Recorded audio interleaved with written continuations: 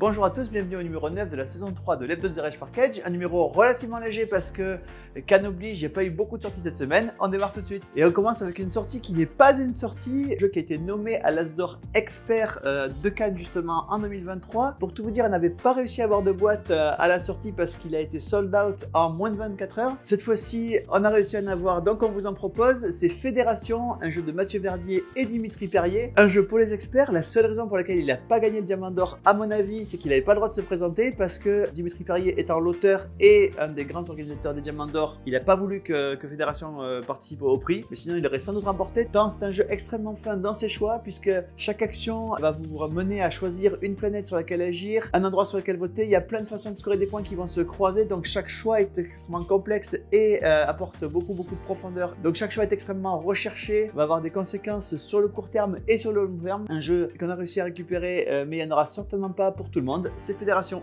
Et on continue avec un autre jeu de science-fiction, donc avec un thème espace, et c'est Starship Captains. C'était un des buzz des scènes de 2022, notamment parce que c'est un Eurogames avec de très jolies figurines. Donc chaque ouvrier c'est une figurine de couleur, avec une mécanique assez originale de on va utiliser 3 figurines pour jouer, et ensuite on va les replacer dans une espèce de fil qui va avancer, et du coup qui va déterminer quels seront les prochains ouvriers que vous aurez pour le prochain tour, sachant que vous pouvez améliorer certains de ces ouvriers, mais évidemment ils ne vont pas repasser à chaque fois. Un jeu dans lequel vous allez devoir remplir des objectifs, quand même un jeu assez opportuniste.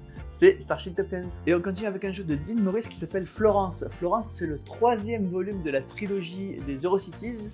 Il y avait Ragusa, il y avait Venise, et voici maintenant Florence. Un jeu qui va être un jeu de cours, donc dans lequel vous allez devoir essayer de parader le plus possible pour plaire à la famille Médicis. Donc vous allez former des personnages, les déplacer de cours en cours en essayant d'être là au moment où les Médicis arrivent à l'endroit pour scorer des points. Et puis éventuellement, si vous ne pouvez pas y être au bon moment, vous allez peut-être sacrifier complètement un décompte pour aller au décompte suivant. Un jeu qui se joue de 1 à 5 joueurs avec le mode solo qui a été fait par David Turkzy, qui est l'expert des automates, donc celui qui fait le mode solo dans tous les meilleurs jeux de style Eurogames. C'est Florence. Et on continue avec Elevens, qui est la suite, ou plutôt une version réaméliorée de Start Eleven. C'est un jeu de Wolfgang Kramer. Wolfgang Kramer, c'est un des grands innovateurs du jeu de société allemand. Il a révolutionné tout un tas de mécaniques de jeu.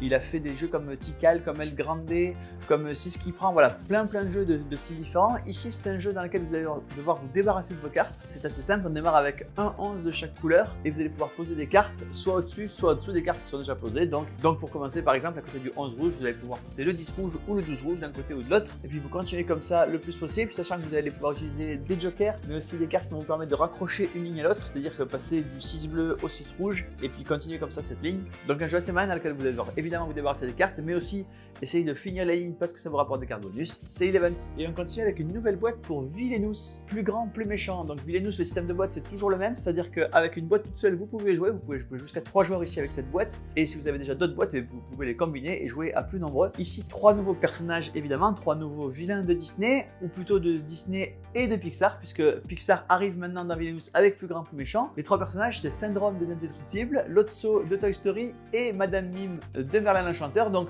2 personnages relativement récents chez Disney et un des grands classiques. Un personnage masculin, un personnage animal, un personnage féminin. C'est Disney Villainous, plus grand, plus méchant. Et on continue avec une nouvelle boîte dans la collection Icos. Donc Icos, c'est cette collection de jeux d'enquête dans laquelle vous allez enquêter surtout grâce à votre Wii, puisque vous allez devoir essayer de décrypter tout un tas de sons et mener une enquête par rapport à des sons qui sont tirés d'objets, puisque vous êtes des médiums qui réussissent à entendre des bribes du passé via les objets que vous manipulez. Une enquête qui se passe en 1788 à Vienne, en Autriche, dans les coulisses d'un théâtre. C'est Icos, le violon. Et on continue avec des extensions qui étaient extrêmement attendues pour Expédition Ares.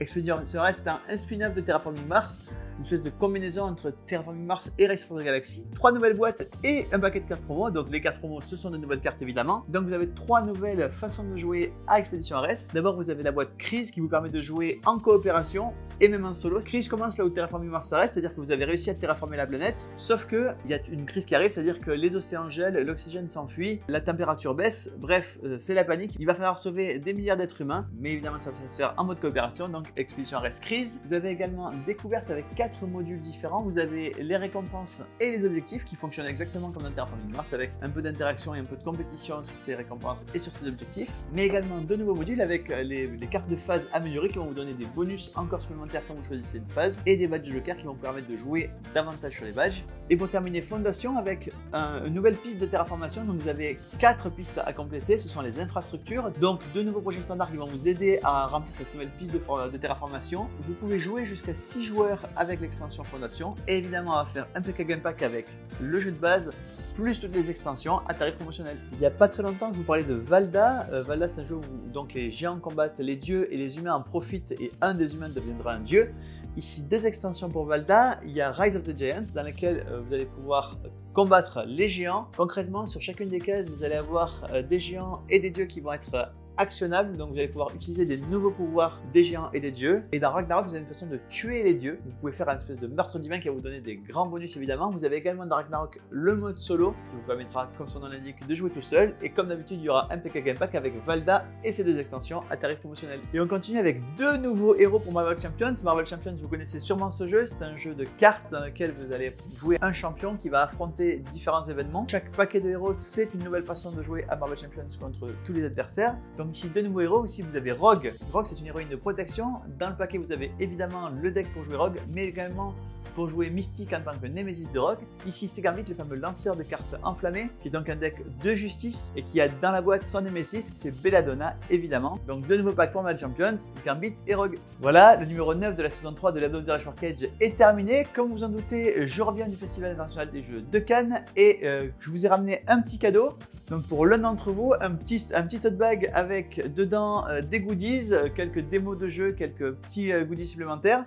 On va évidemment vous l'offrir. Pour le gagner, c'est assez simple. Vous mettez un commentaire sur cette vidéo. On tirera au sort le commentaire qui sera le gagnant et on vous enverra le tote bag avec les goodies avec votre prochaine commande. Et moi, je vous dis rendez-vous la semaine prochaine.